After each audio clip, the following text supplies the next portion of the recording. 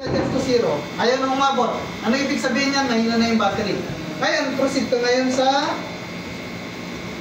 times 10. Times 10. Proceed ka sa times 10 para umabot. So, adjust natin sa 0 bago kayo magsukat. Lagi nyo i-adjust sa 0. Ayan. Sa pagsukat ng resistance, i-connecta nyo lang doon sa dalawang terminal ng light bulb. Asan yung terminal niya? Ito at yung nasa gitna. So, iti-test nyo lang dito. So, makikita nyo may deflection po yan. Pupunta yan ng bandang 16. Oh. Ayan, no? Gumana. Pupunta sa 16. Sa ditong portion. So, yung light bulb natin, good ba o hindi? 16 times 10? 160. Ibig sabihin, ang resistance na ito ay 160 ohms. Gumagana ba o hindi? Gumagana. Gumagana. So, i-test natin itong light bulb na to. Okay. So, i-test natin ito. Short ko muna. Tapos, dapat naka-adjust yan sa 0 para tama yung rating natin. Then, connect natin. So, ito, ang resistance niya ay approximately 8.5. 8.5. Ang range natin ay 10. So, 85. Gumagana pa o hindi? Gumagana. Testing natin para baka sabihin nyo nagturo ko lang ako. I-test natin. So, gumagana yan. Okay? Okay, i-test ko itong isa. So, i-test natin ito. May sira dito ang bumbilya eh. So, ang characteristic ng sunog yung busted yung bumbilya is infinite yung resistance. So, infinite. Ibig sabihin, napakatas hindi niya masukat. Okay? So, times 10. Okay? Adjust natin sa 0, tapos sukatin natin ito. Wala. Oh, baka mataas lang yung resistance. Ano gagawin nyo? Adjust nyo lang yung rest. Lagay natin sa 1K. Okay? Short ulit natin. Bawasan muna natin yung ano. Adjust natin sa 0. Okay?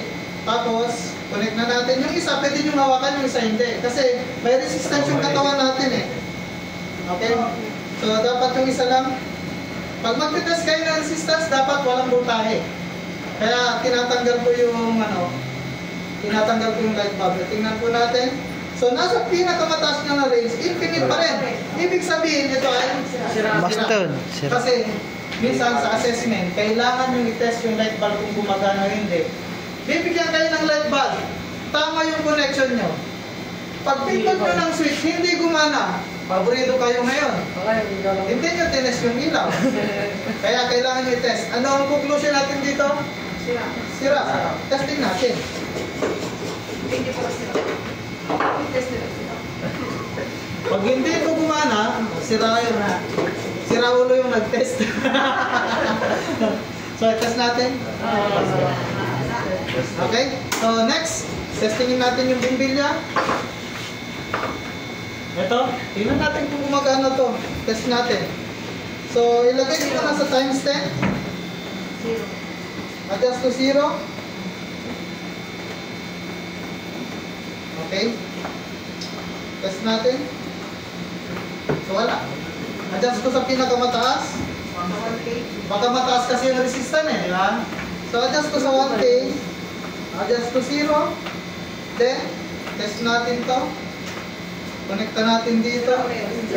Wala. Ano conclusion nyo? Sira o gumagana? Sira. I-test natin. Ganun lang po. Okay. So next naman, meron pang isa dito.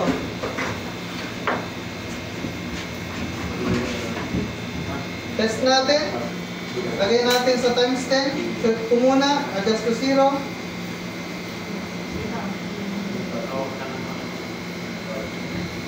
Tapos, test ko.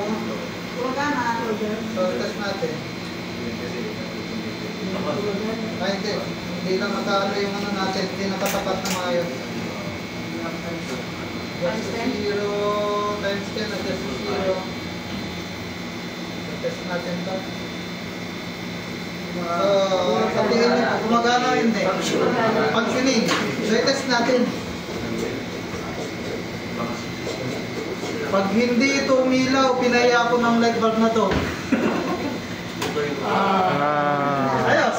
Meron din po sa pag-test ng sa electric fan kung sira na yung sa electric fan o yung windings nyo, hindi.